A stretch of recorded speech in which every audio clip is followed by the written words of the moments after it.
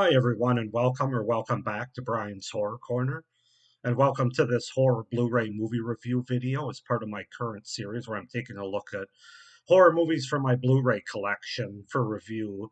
So today we're going to jump into the world of horror anthologies, which if you follow my channel, you know that's not going to be a shock to have a few of those in this series or any series for that matter. That's my favorite subgenre of horror, basically, anthologies. So yeah, today we're going to take a look at one that I've seen parts of in the past. Like when I say the past, I'm talking 25, 30 years ago on TV. But I haven't watched a whole movie it's in its entirety before, except for this review last night. So of course I'm talking about Stephen King's Cat's Eye from 1985, which I have on Blu-ray here, which it's a Blu-ray that doesn't really have any special features other than it does have a feature-length commentary by the director, plus the trailer, the theatrical trailer for it. But other than that, yeah, there's not really a lot of special features, which is a little disappointing. I'd liked a little bit more on the making of this movie, but it is what it is. So let's go ahead and jump into Cat's Eye from 1985. As I said, I do remember one specific segment specifically from this movie that I saw on TV years and years ago. So I'm kind of familiar with it. I kind of knew a little bit about it, but I hadn't watched it all, as I said. So, Cat's Eye, also known as Stephen King's Cat's Eye, is a 1985 American anthology horror thriller film directed by Louis Teague and written by Stephen King. It comprises three stories: Quitters, Inc., The Ledge, and General. The first two are adaptations of short stories in King's 1978 Night Shift collection, and the third is unique to the film. The three stories are connected only by the presence of a traveling cat, which plays an incidental role in the first two and a major character in the third story. So basically, the movie opens with a stray tabby cat who hides from a dog in a delivery truck, which drives it to New York City. The tomcat sees the disembodied image of a young girl pleading for help and is picked up by a man named Junk.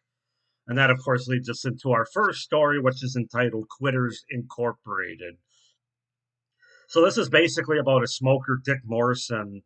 Smoker Dick Morrison is advised by a friend to join Quitters Incorporated to kick his habit. Clinic counselor Vinnie Donati explains that the clinic has a 100% success rate due to a uniquely persuasive method. Every time Dick smokes a cigarette, horrors of increasing magnitude will befall his wife and child.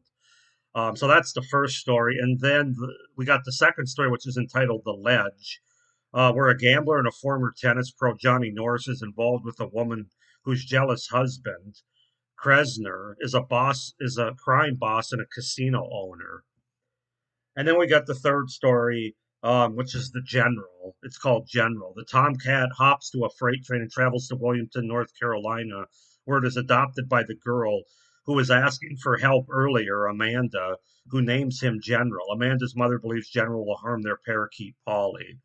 I'm not saying too much about each of these stories just because there's. I'll get into it more with my review. I'm just giving you the synopsis for each of them. As far as the cast of this movie, we have Drew Barrymore as our girl. Also appears as Alicia Morrison, the girl on TV, and Amanda. So she plays multiple roles. James Woods is Dick Morrison. Candy Clark is Sally Ann. Alan King is Dr. Vinnie Donati. Mary D'Arcy as Cindy Morrison, Robert Hayes as Johnny Norris, and Kenneth McMillan as Kresner.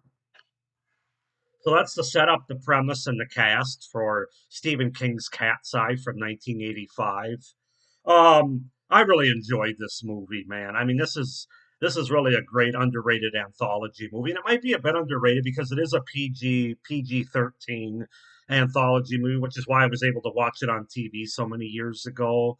But there's a lot of good here. There's a lot to love. So let's just go ahead and get into it, starting with the pros for this movie. And I have to say, I really enjoyed the connecting tissue of the cat between all of these stories. You know, usually with anthologies, you get somebody that's maybe got a book and is telling a story around a campfire, or doesn't necessarily have a book, but is just telling stories around a campfire or something.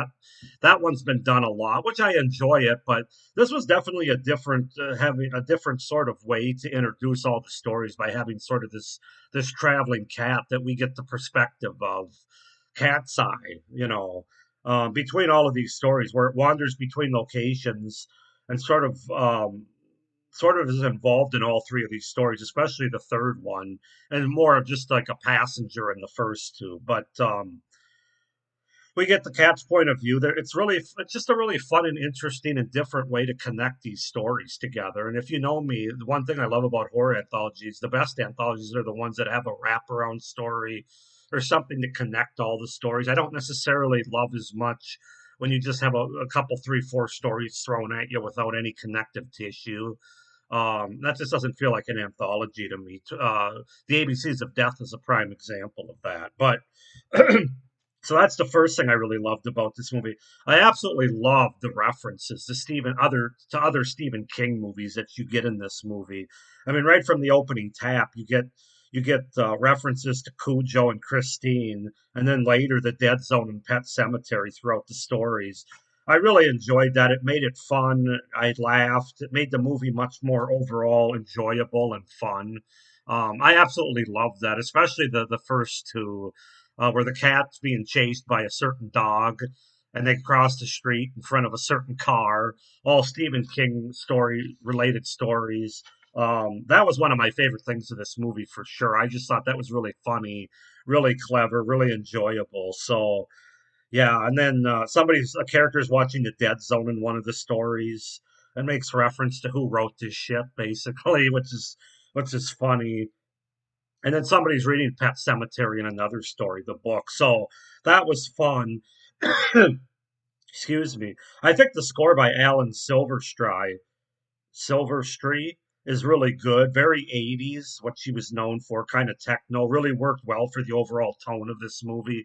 If you don't know who Alan Silverstree is, he did Back to the Future as well as a number of other movies.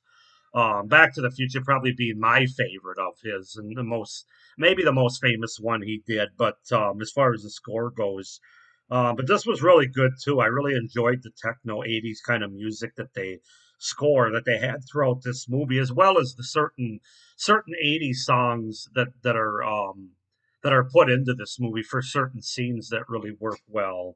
So yeah, the score is really solid. Um,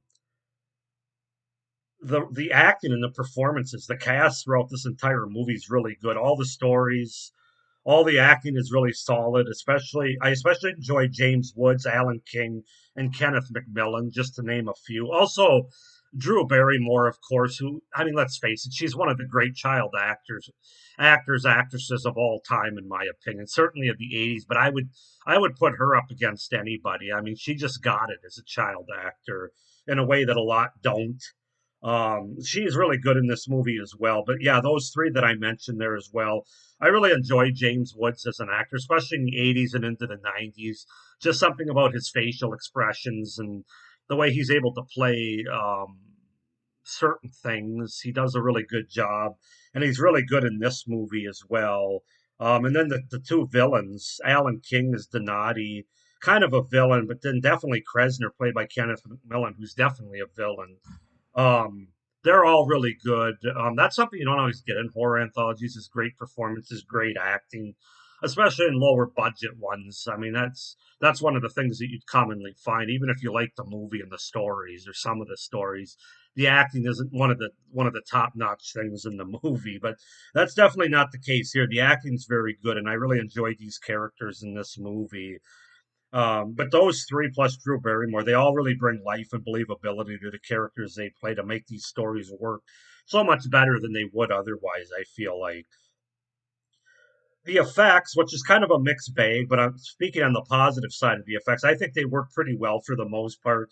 Given the time that this movie was made in the mid 80s, they still hold up pretty well, especially as it relates to the Quitters Incorporated, the sort of hallucination exaggeration sequences with all the smoking going on. I like those effects. Um, where am I at here? I'm looking at my notes. The look of the troll in the last story. I think the troll effects are really good. And even the building led sequence in the middle story with the wind and some of the effects going on outside around the building are pretty effective. I'll get into the other side of the effects when I get to my cons, but Yeah, the effects I thought for the most part were pretty effective. I really enjoyed all three stories for what they are. There's not a dud in the bunch, which again is another thing. In horror anthologies, usually you have, if there's three stories, there's one you don't like. If you have five stories, there's two or three that maybe don't work for you. That's not the case here. There's three stories. They're all excellently paced. They're all really interesting, very different for what they are. I will say that the third story is a little different than the first two, more of a supernatural element. It doesn't quite fit the tone. The first two are very grounded in reality, and then the third one is more of a fantasy kind of supernatural story, but it's still fun. I still have a really good time with it because of the acting, Drew Barrymore, the cat being the hero in that third story. Um, yeah, I enjoy all three of these stories pretty much equally, but I will choose my favorites and give you an order here, which I'm going to do right now. I think Quitters Incorporated is my favorite. That's the one I said, like I said, I watched when I was a kid. I remember it with James Woods and the smoking, and especially the guy in the closet with the feet and the rain dripping in a storm. That part always creeped me out as a kid. It still kind of does now. Um, but I remember that, and I remember the shocking floor that shocks the cat and ultimately his wife later in this story. That's my favorite. I just think Quitters Inc. has the perfect combination of creepiness and horror, along with comedy and great acting. It kind of has everything, and I really like the story. It's very unique. So that'd be my favorite. And then I would say it's really close between the second and third stories, but I'm going to say the third story just because of Drew Barrymore, the cat, as well as just the fun of the troll and the look of the troll and everything. As I said, it is more of a fantasy movie, and then the ledge would be third. So General would be second. That's the title of that one. The ledge would be third, but don't get me wrong, I love the ledge. I think that's a very grounded. And if you anybody that has a fear of heights, that one's going to get you the most probably.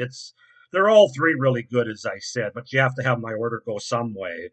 Um, but they're all really good. And then my final pros is the movie's perfectly paced all the way through from beginning to end. All the stories are just about the right amount of time. I do know that they originally they shot like a 10-minute segment to open the movie before what we actually get in the movie, which is basically kind of like the third story, except the third story gone wrong and the cat's blamed for it, and so he ends up getting thrown out or running away, basically. And that's where we pick it up with how the movie actually opens.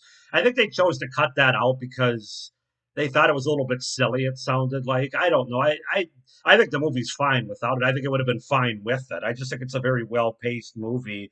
It never drags at any point. And then my final pros, I think the humor is really fun and well placed in this movie. All three segments, especially the first one, though I feel like Quitters Inc. has the most comedy, the most humor, and that's probably James Woods' involvement. Plus, they just kind of go through that. But the other segments have a moment or two as well. The second segment, where the cat hisses at the bad guy and he says, "Come on, where's it?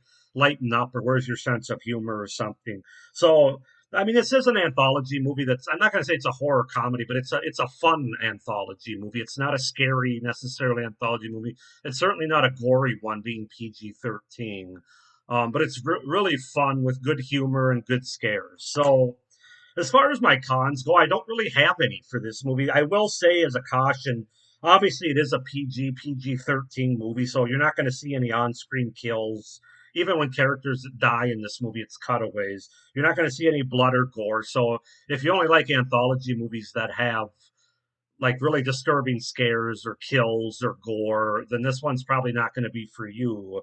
It's much more of a family, almost family style, fun, creepy movie with some humor thrown in. So keep that in mind.